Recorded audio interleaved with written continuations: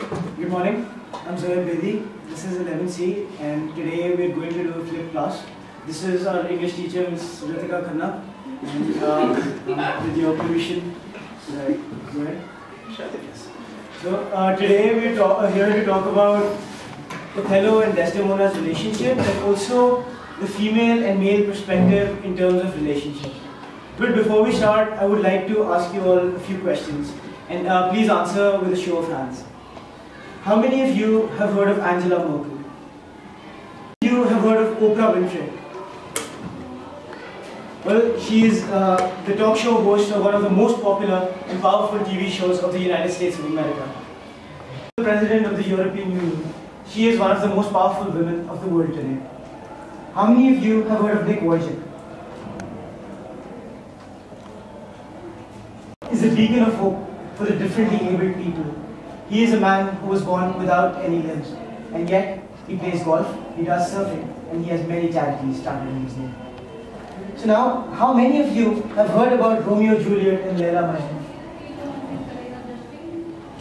Very well. The point that I'm trying to make is that each and every one of us has heard of these classic yet ill-fated love stories. The other people I mentioned are all those who left their mark on the world, and yet not many of us are familiar with their names. However, we have all heard the sagas of Romeo, Juliet, Leila Majnun, Heer Ranjha, and so on. The question is, why do we know about all these star-crossed lovers and not about great, influential people? That, my friends, is because we love the idea of love itself. That elusive, magnificent, powerful, and beautiful emotion, love. That wonderful thing called love is very hard to define, and yet it defines our lives in many ways. So what is this emotion that is so powerful that it can change the course of history? Helen of Troy is a classic example. The question is, why do we know about all these star-crossed lovers and not about other great influential people? That, my friends, is because we love the idea of love itself. That elusive, magnificent, powerful and beautiful emotion, love. That wonderful thing called love is very hard to define, and yet it defines our lives in so many ways. So what is this emotion that is so powerful that it can change the course of history? Helen of Troy is a classic example of how history was shaped by a man's love for a woman. What is this emotion that can lift people to the greatest heights ever, and yet drive them to the brink of insanity? On that note, I would like to talk about Othello and Desdemona. The play Othello, what a tragedy. When love so powerful was disintegrated into distrust and suspicion and eventually turned into hatred. In the beginning of the play, Othello and Desdemona come across as lovers who are destined to be together forever and ever. Their love, their powerful love, not only touches us, but makes us yearn to find love like that. It gives us hope. It rekindles our faith and belief in true love. So what went so horribly wrong that drove Othello to kill Desdemona?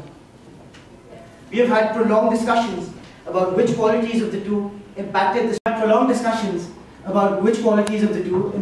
tragedy and in what way. We have tried to establish whether it was Othello's fault or Desdemona's. We have wondered how things could have worked out for them if they just tried to understand each other's position. There is no doubt that Othello loved Desdemona. So what is it that drove that righteous, noble man of such stature to kill the woman he desired, loved, and married? Why was this love swayed by petty, trivial emotions like jealousy? Why did their love turn to hate, such vicious hate, that it ended with Othello killing Desdemona? We now have Gurpratap, who will talk about the male perspective of this relationship and will address the question of whether Othello was really the confident, noble man he came across, or was he just another man full of insecurity and jealousy. Thank you, Zohaib. A very good morning to all present. Today, I'll broadly touch on four topics, four situations relating to a man's perspective towards relationships in context with Othello. Firstly, I would touch the situation where a child is unaware of what a relationship is. This is probably the age when a male is in his preteens. At the mere age of 12, there is a lot of confusion that a child may go through, a boy child. The first being that he is not unaware what will be the reaction of the opposite gender when they talk about relationships. And this very confusion wears away when they talk more with their parents or their elders. So, referring to Othello, I feel that Othello lacked experience in terms of relationships, and when he was a child, I feel that he did not have most of those interactions which he needed to, which resulted in a broken up relationship just after 2 days of marriage. And now I would like to touch the situation when a male is rejected or is not accepted into a relationship by a female. This usually happens when a boy is in his teens or is around 16 or 17. Though males appear physically strong and sensible at that stage, but internally the emotions play on and they're not that balanced. So at that very moment, they sometimes take fragile decisions. For example, we may refer to the acid attacks which have been happening lately. That is a mere result of not accepting rejection. So for males, it is very tough to accept rejection, in my opinion. And I would like to ask all the boys of this class that what would they feel about rejection? A show of hands, please. Yeah, sure. Can you repeat your question? My question is, how would a student of this class, a boy student, react to rejection? Personally or? Yeah, it's personally. not personally. Very good.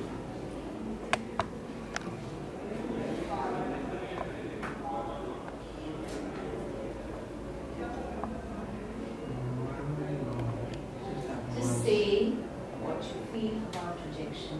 Is it easy? Is it tough? Is it not? What makes it easier? What makes it tougher? Or lack of it. It only surfaces when somebody else accepts you or rejects you. What's it more? So say that.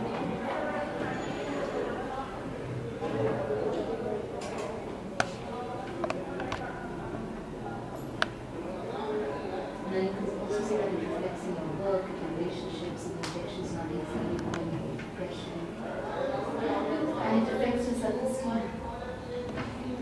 You can't bear with the fact that you've been rejected, that You end up taking That that when you're it emotional. either makes you stronger or it makes you weaker. Ma'am, definitely Harsh, are you ready? Let's let Harsh speak. Well, talking from a personal experience, I've just faced rejection once in my life, and I really feel that it's strange. At times sometimes you just don't want to live, but sometimes you really want to live. It's a state of complete confusion. You want to be a better person for the person that you want, but at the same time, you don't want to change for the people that you already have. When you face rejection, it gives you a sense of confidence, like a confidence to get back up, learning from other examples, like talking to, I personally talk to my parents about it. makes you more mature and confident in terms of listening to the world. And it's also a time when all of these depressing and sad love songs make sense. It's a time when you start to relate to the very artist that you're listening to. I feel this just crying once, crying like you've never cried before. And I just feel that letting go is the best possible thing to deal with. And the emotion wears off soon after. So thank you for your answer, Harsh. Asked out into a relationship by a girl. And that boy has prior commitments and he cannot indulge into that relationship. So in that situation, in my opinion, the very child can be confused. Yes, he is surely confused because he does not know what to do and he even lacks the experience. So I would like to again ask that what do they feel about this situation when they do not accept a relationship when they're asked out by the girl. So I would like my fellow classmates to answer. I don't know if it's just me or if it's the natural nature, nature of the boys. By nature, boys are competitive. I mean, they want to be, at least I want to be the best at whatever I do.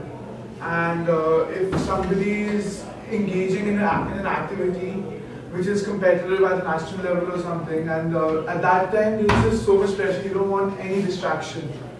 And at that moment, maybe a relationship is, and it's obviously a distraction.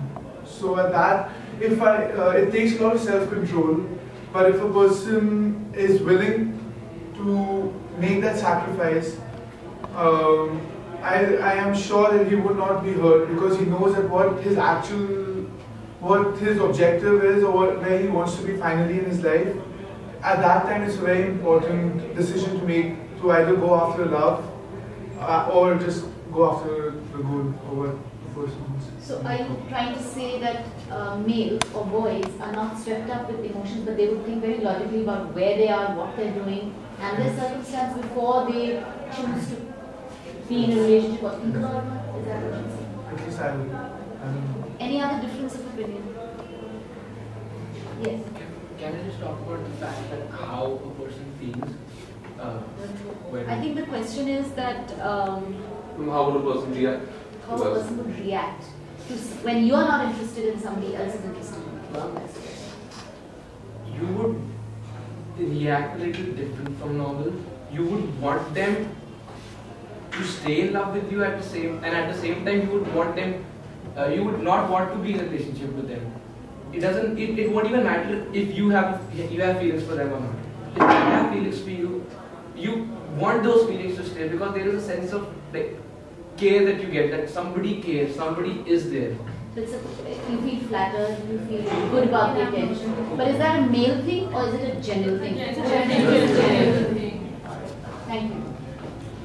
Now we can even relate this situation to Othello. Othello being a very good, a very responsible person in the Venetian court. He is a great general and has a lot of responsibilities, and even in the play, he is currently engaged in Cyprus.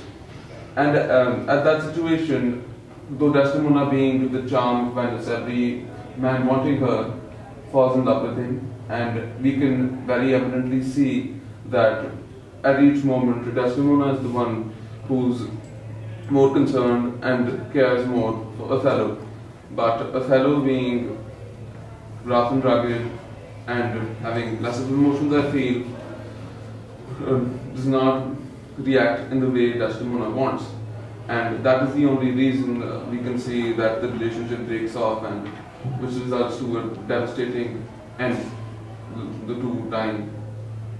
So now I will touch the third point, the fourth, which is that when two people are mutually accepting a relationship, but then what goes wrong?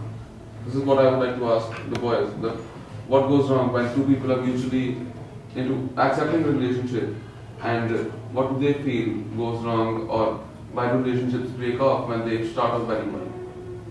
So can I please have answers from the boys?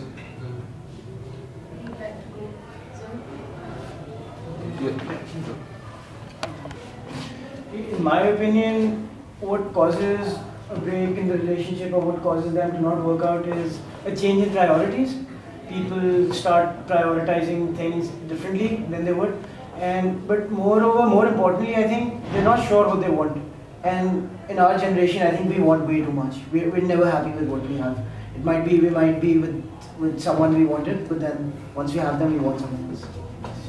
And how would you put that in context with Othello and Desdemona? So, if you were to analyze what went wrong with their relationship, what would you say? What I can say, for a lot of people it may be true, that it's all about the chase. And once I think Othello got Desdemona, and once he knew that she loved him, no matter what, then he got that sense of accomplishment, and then for him, it wasn't exciting anymore. That love wasn't exciting once he had what he wanted, and then after that, I think that's where he kind of lost interest, and that's probably the reason he got suspicious of her just based on allegations from one of his ancient, whom he did not even promote to the post of lieutenant. And that very much is the case of everybody today. That's why we see so many divorces. So, again, a question for both of you is that, so they say we know ourselves better when we are in a relationship. It's a true reflection of who we are because we see ourselves through another person. So when these things, when the damage in the relationship happened between Othello and Desdemona, do you think it was actually Othello's real self coming out as a weak, insecure person, something that he'd been living with but didn't know it until he went into that relationship? Do you think that's true? It could be, because that's the question we are addressing with whether Othello, was he really the confident, noble, generally came across as, or was he just another man full of flaws like insecurity and jealousy? That's the question we've tried to address, and I think it would tilt in favor of the latter, that he is just another man who So, came across then as. is it true that for a man, his real self really shows up through a relationship? It very much is, because taking the case of Othello, that man has been a very good general. He's won most of the wars of the time. He's even proved himself out to the world. But when it came to a relationship, then he could not even manage his own self. He could not meet that communication gap which had arisen, and he never even tried to. And if you're talking of love, in my opinion, if he really loved Desdemona, then he should have taken that step forward to meet ends and to sustain the relationship further. So over here, the very problem, in my opinion, with Othello is that he lacks experience, and he's not even he's not talking to elder people, or he's not been nurtured in such a way that these things have been brought up to him. So this shows a mere lack of awareness, and also shows that he was not pretty much aware of what he could do after the relationship had worsened. I would even like to thank my teacher that we got an opportunity to talk about love and relationships. This is a topic which people hardly touch these days, but it's really nice that we are touching this topic, and I thank the teacher and my fellow classmates for that. Now so will continue further. Thank you. Saloni and Asna will now talk about Desdemona and the female perspective. And the important question here is, was Desdemona really in love with Othello, or was she in love with the idea of love itself?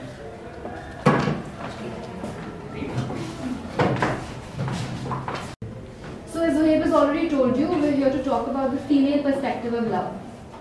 So all the girls out there, how many of you have been in love?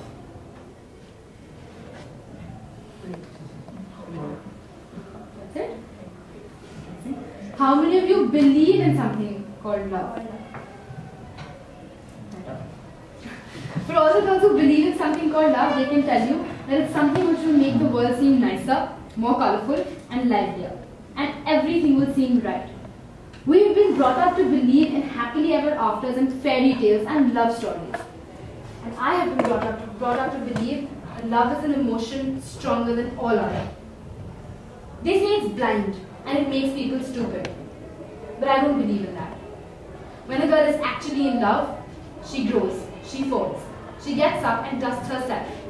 She cares and she lives for the person she's in love with. What happened in Desdemona's and Othello's case wasn't love. Maybe attraction, maybe lust, or maybe just infatuation. What we saw in Desdemona and Othello's case was that that Desdemona was attracted towards Othello's bravery, whereas Othello was attracted towards Desdemona's beauty. But there is much more to know about a person than just physical appearance or the stories the girl has heard about the guy. According to me, people need to know each other inside out to be in love. That's when true love occurs. And love is not when you shouldn't fall in love. Love happens when you rise. And according to me, the whole phrase that I've fallen in love is not the best thing to do, because once you say that I've risen up in love, that's when actually it is termed as love. So what happens when a female falls in love? It could be because of a lot of reasons. Probably because opposites attract, and she's fascinated by somebody. As we saw, Desdemona was fascinated by the life that Othello had, by his bravery, by his battles, because he was so different. She had done nothing in her life which would even compare or match up to what Othello had done. Another thing which can make a girl fall in love is the attention and love which she gets from the boy. It's definitely something which woos you. Coming to one-sided love. It may be a guy or it may be a girl. One-sided love is difficult and it is painful. It can kill a girl to see the boy she loves in love with somebody else. But then again, life isn't a bed of roses. We've often heard of one-sided lovers and the heartache and the heartbreak that they've suffered from. What basically one-sided love, in the case of girls for sure, does to you is that it gives you hope. And it's actually the false hopes that kill you and make you, because you want the person to love you back. And in your head, being a girl, that's how we psychologically are. We start creating stories and fairy tales in our own head. And whereas guys are more straightforward, boys are more straightforward, they're more materialistic and they're more practical. Whereas being as girls, we believe in true love and ideas such as this. And these false stories that we create in our head and the false hopes that we have in our mind is exactly what I think kills the whole. So according to you, what exactly happens in a real relationship where two people are in love, as our lead protagonists apparently are? What happens in a relationship? What is an ideal relationship? Probably a true relationship will be when they understand each other, both of them help each other grow, and it is not one-sided love or anything that such like jealousy or insecurity comes between them. They understand each other and help each other grow. Thank you, Nehanka. True love is when you can be yourself with your spouse and not be kept to be judged. You're not judged for anything and you can speak your mind. And okay, what can kill any relationship? Ego, Jealousy, the green-eyed monster.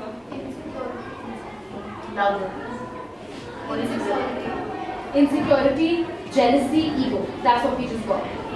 Well, so when there's a relationship, there's probably a honeymoon phase where everything is picture perfect. And then slowly and steadily creeps in the green-eyed monster and the fights.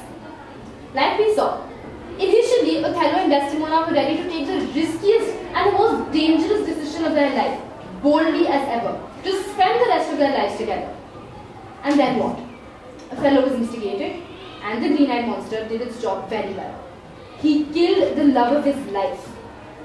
Two things, like we heard from here too, which can kill any relationship is doubt and communication gaps. Two people need to trust each other. They need to communicate. They both need to be ready to come halfway. They need to be equals who have a mind and say of their own. Othello and Desdemona lacked all of the above, which is why their relationship failed. Hate is easy. Love takes courage.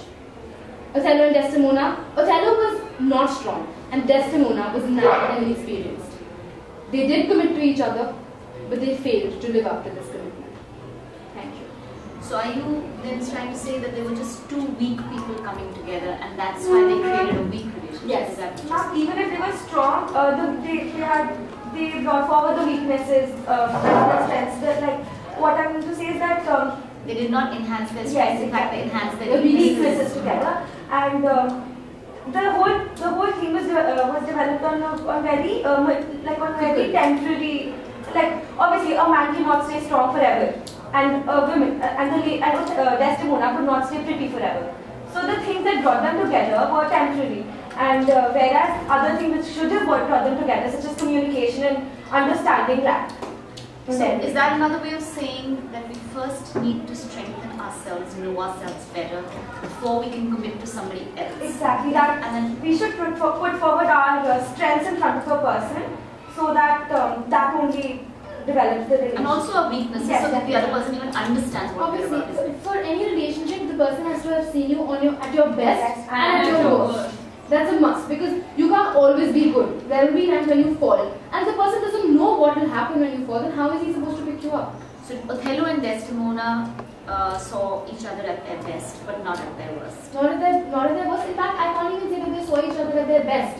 They just looked at each other at their best. They just looked at the best qualities of each other. It was more physical attraction, lust, and temporary, and what we call infatuation. Exactly, because they ran away, they eloped. That all shows that it was just the thrill of falling in love. Obviously, Desdemona was 16 and she was obviously so much in the idea of being in love, whereas Othello was so much.